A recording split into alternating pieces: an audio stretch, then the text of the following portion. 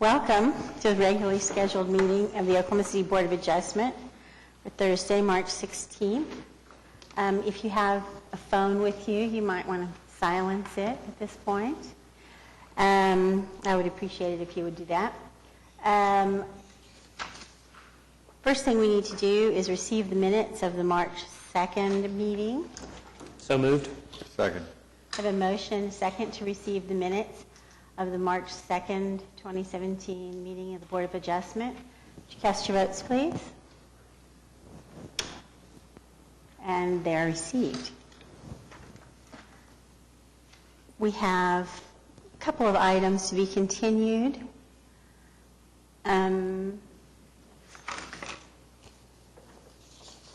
Yes? Yes, we have item number 6, 14336, to be deferred to April 6th. I'll make a motion to continue case number 14336 to April the 6th. Second. I have a motion and a second to continue case number 14336 to April the 6th. Is that what you said? Yes. Would you cast your votes, please? And we have item 7, 14329, to be deferred to April 20th. I'll make a motion to continue case number 14329 to April 20th meeting. Second. I have a motion and a second to continue case 14329 to the April 20th meeting. Would you cast your votes, please? And it is continued.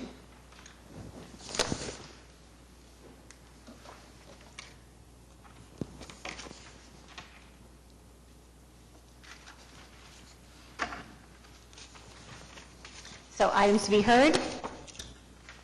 Is there anybody else who wants anything continued before we move on? Sorry, no? Okay. Item number 1, case number 14330, request of Rudy Construction Company Incorporated for a variance to the requirement that a sidewalk be constructed along an arterial street frontage for any new construction in the I-2 Moderate Industrial District located at 3101 Northeast 63rd Street. I don't see the applicant with us today. We might kick this to the heel of the docket and see if he appears. I always forget, do we need a motion for that? No? Okay. Item number 2, case number 14337, request of Mathis Brothers, Oklahoma City, LLC, for a variance to the minimum number of parking spaces required in the I-2 Moderate Industrial District located at 3434 West Reno Avenue. Good afternoon. David Box, 522 Colcord Drive, here on behalf of the applicant. Also with me is Ron Costigan, who is the architect for this project. What we have is a variance application for the parking numbers required. And the reason that we have that is, I'm assuming everybody is familiar with Mathis Brothers and where it's located. What is currently storage facility is going to be converted to additional showrooms and a sleep studio and more retail space. And so when that happens, because the code that we have in Oklahoma City doesn't have the furniture store, instead it's just a general retail requirement, the number of spaces required is 999 spaces. That would be excessive. So one of the reasons this has happened, as everybody's familiar, the new distribution center that has been built on I-40, most of the pickups now happen there and not here. Part of the problem they were having at some point in the past was when people would come to get their furniture, this is what it looks like now. They'd have to come to these big overhead doors, and that would cause parking problems. That's now been resolved. By pushing it up to the distribution center, going to get your furniture there, it's cleared up this space. And so what we're able to do is convert this to more retail, provide some additional parking that we don't have, and hopefully alleviate some of those problems. I would submit that my client is perhaps in the best position to understand what they need in terms of parking. They would certainly not underpark their facility. So what we've done is we've taken a look at some other municipalities, and when you see municipalities that actually have the furniture store use, what they require is 1 parking space per 500 gross square feet. If you applied that here, what would be required, we would actually exceed. And so what we believe is that we have a code that's outdated, and Ms. Powers, I think you're aware, there's a large undertaking right now in the planning department to refine our code, to update our code. There's been a consultant hired, and this is one of the many things that we think are in error Again, my client would not underpark their facility. They're certainly in the best position to know what is required. They're 100% confident that with what they have as shown will adequately park their facility. So we would request a variance. It's our belief that if you applied what other municipalities deem as appropriate for this specific use, we exceed that requirement. So with that, we'd be happy to answer any questions. We'd ask for your support. I understand that you have added some additional parking to the west there. It's shown on your new site plan. This? No. Oh, this? Yes. It's all part of the business center. Uh-huh. So what is the total amount of parking that you have for the facility currently? 581. Oh, right now? Well, with the changes that you're anticipating. 581.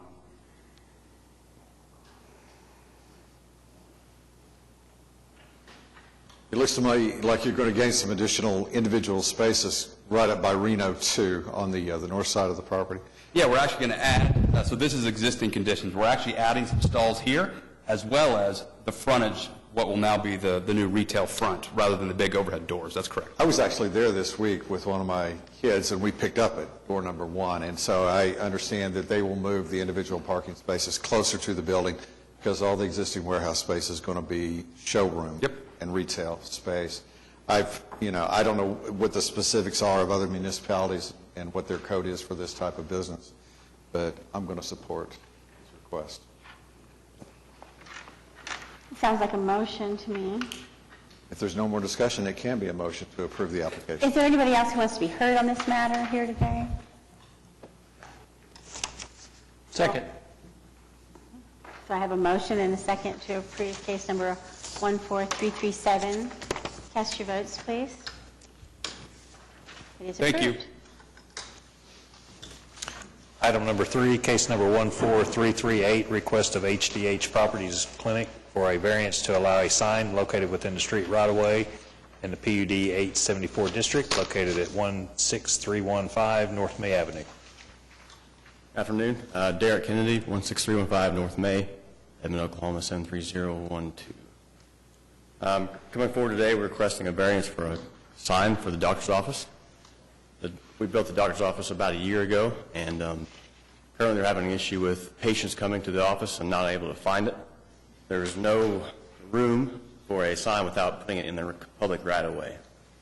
So we are requesting a variance to put the commercial sign in the right-of-way.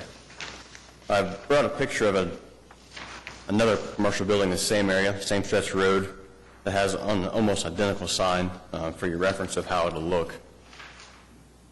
This is about a couple hundred yards down the road.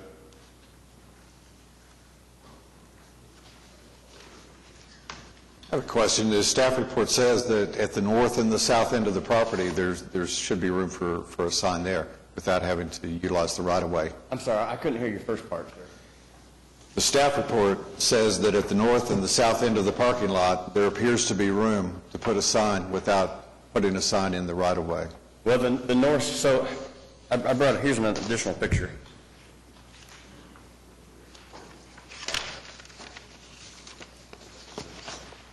The easement is on the east side of the property, and so even if you're on the north or south side, you still would not be close enough to May Avenue to see it as you're passing by.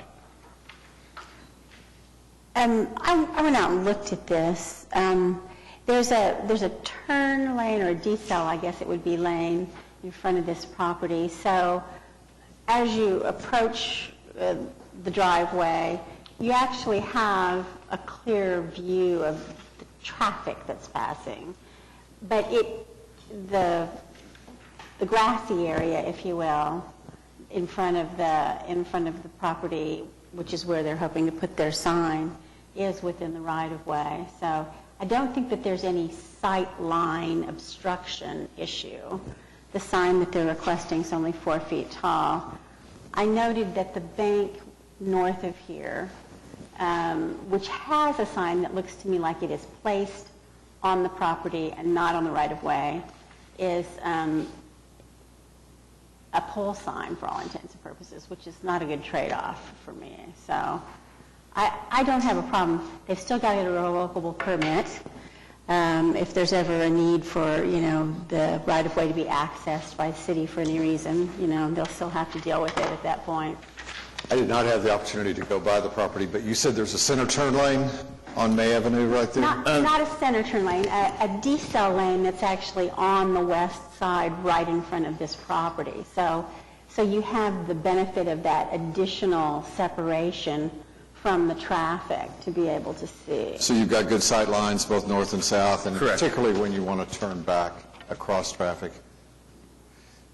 We had another case a couple of meetings ago where we talked about, the speed limit may be 40 or 45, but it seems like everybody flies through this area.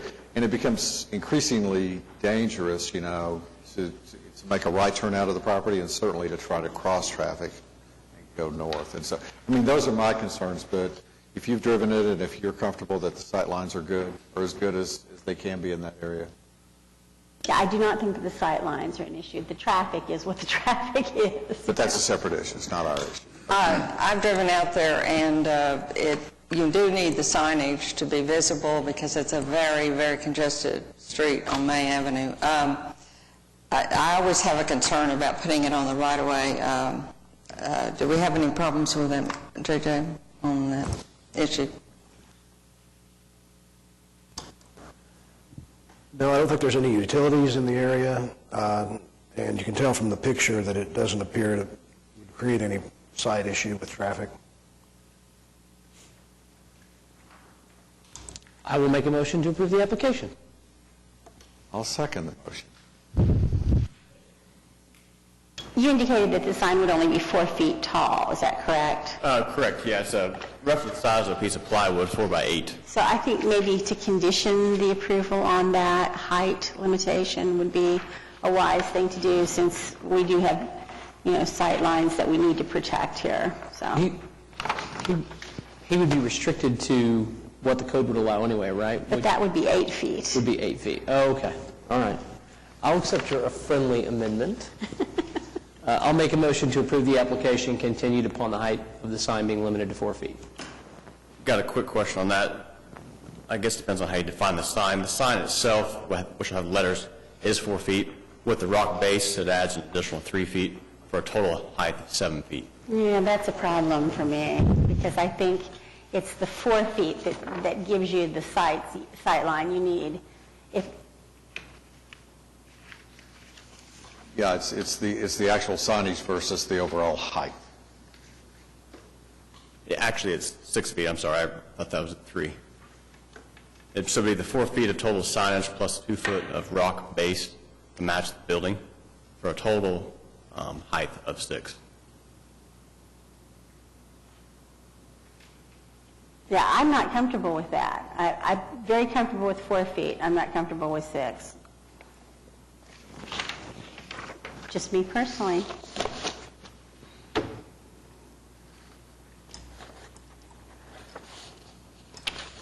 You can shrink it.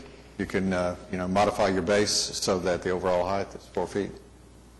We can, yes. Will you? If that's what's needed, we will, yes. So the motion stands. Motion stands. We have a motion, and they're talking about not just the 4-foot signage portion with a 2-foot base. You're talking about the overall height from grade, 4 feet. Which would change the design some.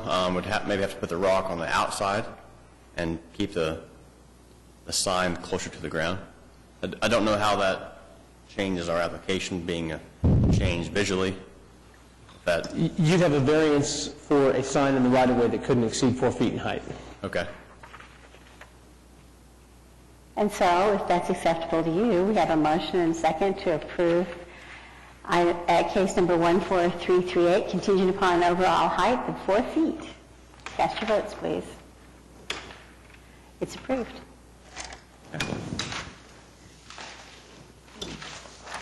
Item number 4, case number 14339, request of new view for a variance to the minimum number of required parking spaces in the O2 General Office District, located at 4301 North Classen Boulevard. Hi, my name is Allison Heasley with ADG. We are representing UView. Our client, Newview, has purchased this building, and we are requesting a reduction in number of required parking spaces. When the client purchased the property, it did not have the required number of parking spaces per the zoning code now, nor has it ever met the required number of zoning parking spaces that we would need. So we are looking for that reduction. We have looked to maximize as many parking spaces as we can on the site. We are maxed out. The site size limits us on that. What's interesting to this project is our client, Newview, they do serve people in the community that have low to no vision. Therefore, most of their clients and actually several of their employees cannot drive, which means they are utilizing other types of transportation, bus routes, taxis, even Uber, to get to and from work or even to and from the services provided by our client.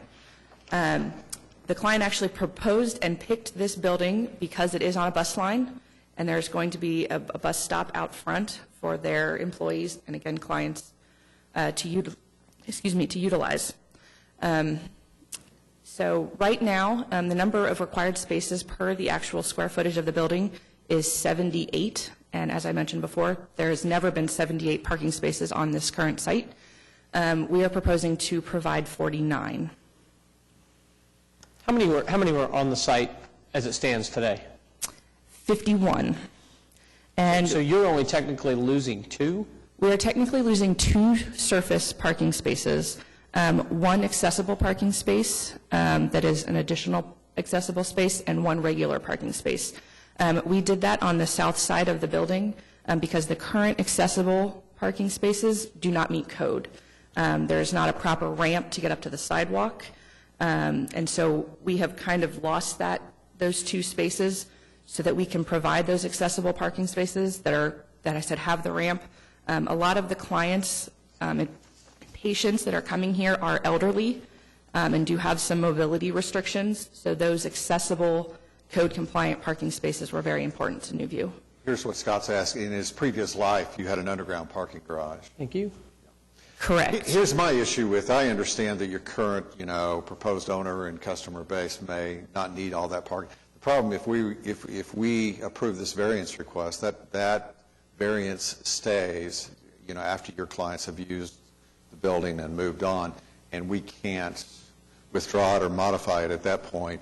And so if that building goes back to being fully utilized, then the parking, although it may not be problematic in this application, becomes problematic. So is there some way that we could, accommodate this use? Because this has been an underutilized building, and I think it's great to see it come back. And The building has been in a business use for its entire life, and I don't believe that there's ever been... This was the old Hanger Clinic, right? Correct. Yeah. I'd like to address that with you. I have thought about that too, and made a note to myself even about the possibility of limiting the variance to the use, which we've done a number of times.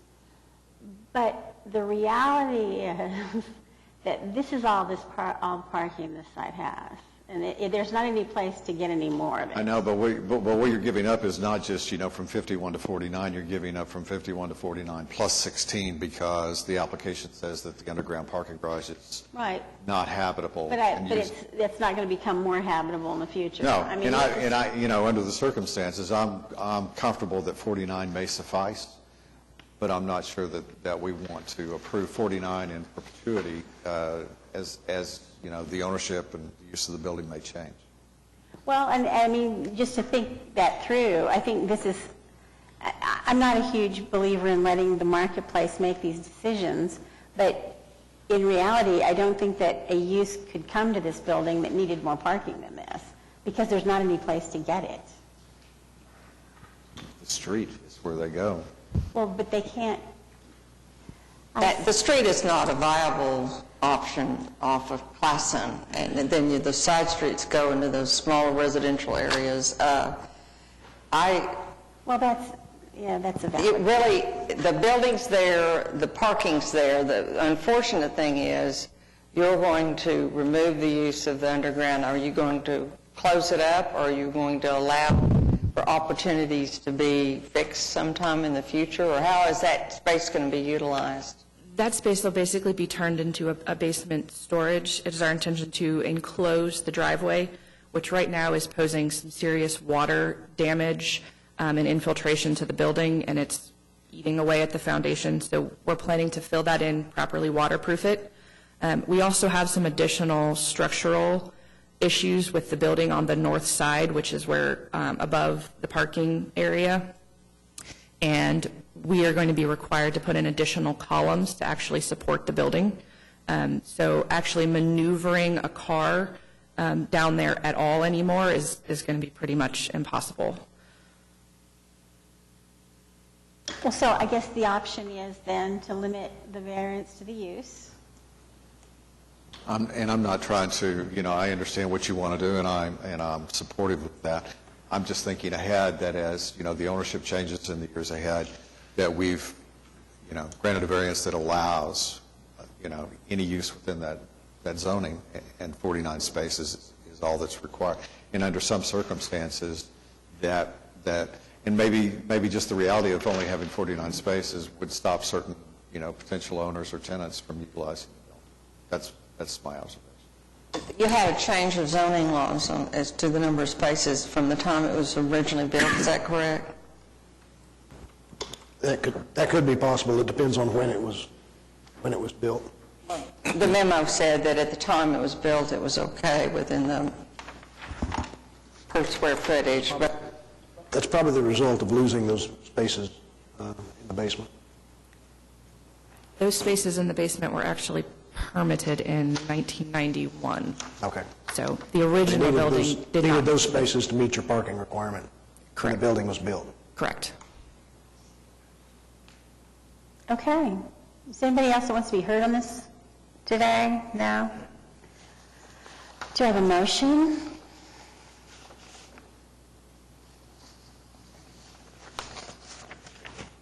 With the reservations that I've expressed, I will make a motion to approve the application. second. Are we going to limit it to the use? Is it really realistic to limit it to the use? Is it effective? Or does it just make us feel better? In this case, I really think it's not effective because there's nowhere to get any more parking if another use were to go in the building. You've got what you've got. Thank you. I'll make a motion to approve the application without restriction. Second. I have a motion and a second to approve case number 14339. Would you cast your votes, please? And it carries. Item number 5, case number 14340, request of Paul D. Blassie for a variance to the side yard setback and to permit an accessory structure located forward of the rear wall of the main structure in PUD 259 district with RA regulations, located at 13900 Bubbling Springs Court. Good afternoon, I'm Paul Blasey. I'm the current resident of 13,900 Bubbling Springs Court in the Dripping Springs Estate. And I have erected a accessory structure, a shed, adjacent to the house, which does not meet the requirement to be behind the building. And the reason the structure is placed where it is because it shows a slight contour on the side, but if you go into the backyard, the slope of the ground in the back and the rock formations that are in the back would have required excessive excavation, and my water lines are right there in the back coming into the side of the house, and I would have had to relocate the well and the water lines, and I don't know when I talked to a couple of consultants about constructing a building back there and talked about removing the rock, they went into blasting and other activities that I didn't feel was appropriate for a small structure like this. The building is 20 by 30, about approximately 600 square feet, and that was the most level area that I could utilize on the property without going into extensive reconstruction and relocation of water and well. So that's why I'm requesting this variance for this structure. I note that we have a letter in our packet from your neighbor. Which of your neighbors is it? It was my neighbor to the west. The Atkinsons live to the west. On I the also have- corner? Yes, they're right there on the corner of Bubbling Springs and Dripping Springs Lane. Have you spoken to your other neighbors about it? Yes, I spoke to my other neighbor in the cul-de-sac, and nobody, I only got a letter from my adjacent neighbor to the east and the one to the west, Mr. Atkinson and Perky, and they both said that the structure looked fine and aligned with the local appeal of the area and the alignment of the roof lines and the roofing. I actually went out and took a visit this morning, and topography, when you drive down the street, it's a view from above, and it's all consistent, and other places have structures, and their view from on high, so I think it's a very tasteful building, and I think I would support its approval. I note that our staff report, in its unfavorable considerations, indicates that there appears to be space on the property to locate the building elsewhere. But from what I understood from the information that you provided to us, it's both the slope and the topography with the rocks and all, and also your water lines, your well, and so forth. That's correct. So you've located the building the only place you think it'll go. Is that correct? That is correct. Okay. Is there anybody else who wants to be heard on this matter today? Doesn't look like it. Do I have comments from the board? Do I have a motion? I will make a motion to approve the application. Second. I have a motion and a second to approve case number 14340. Would you cast your votes, please? It's approved. Thank you. So at this juncture, do I need to go and get a building permit, or do I need, What happens next, John? I will, within 10 days from today, I will issue a board order which would allow you to get a building permit. And then at that point, you just have to take the building down and then start back over again. I appreciate that, but that's almost impossible. I'm sorry, I couldn't For your resist. time and your consideration. Okay, so we're circling around back to item number 1, case number 14330. I did speak with the representative, and I'd be happy to take back an approval unless you want to hear any merits of the case. In such case, then I would recommend a 2-week continuance. Well, then I think we might discuss that a little bit amongst ourselves. We continued this matter because I had raised some questions about whether we had other ways to limit the variance other than by time or use. I had the question of whether we could limit it to zoning. And I think that we also have done a little investigation about what we might do instead. And it is my understanding that although Public Works is adamant that they want sidewalks, sidewalks, sidewalks, sidewalks, if we are inclined to grant a variance in this case due to the difficulty or hardship caused by just the physical constraints of the site, that they would want a fee in lieu, and unless you're ready to make that commitment on behalf of the construction company, I think we may need to continue, so.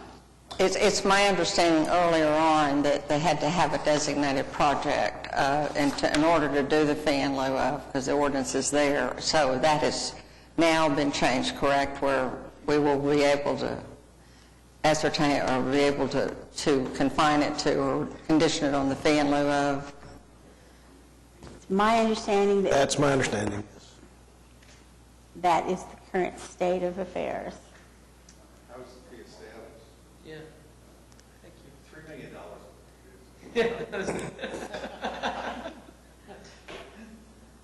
I can't speak to the fee in lieu, so So I think I we don't need think to- they're willing to, from what I heard, but So we need to continue it for 2 weeks. that would be my advice. Can I have a motion? I'll make a motion to continue case number 14330 to the, what would it be, John? April April 6th meeting. Second. I have a motion and a second to continue case number 14330 until April the 6th. Would you cast your votes, please? And it is continued. Pass that on. Does anybody else have anything they need to share with us today? No? None from the audience? None from the board? Make a motion to adjourn? Second. I have a motion and a second to adjourn. Would you cast your votes, please? And we're adjourned.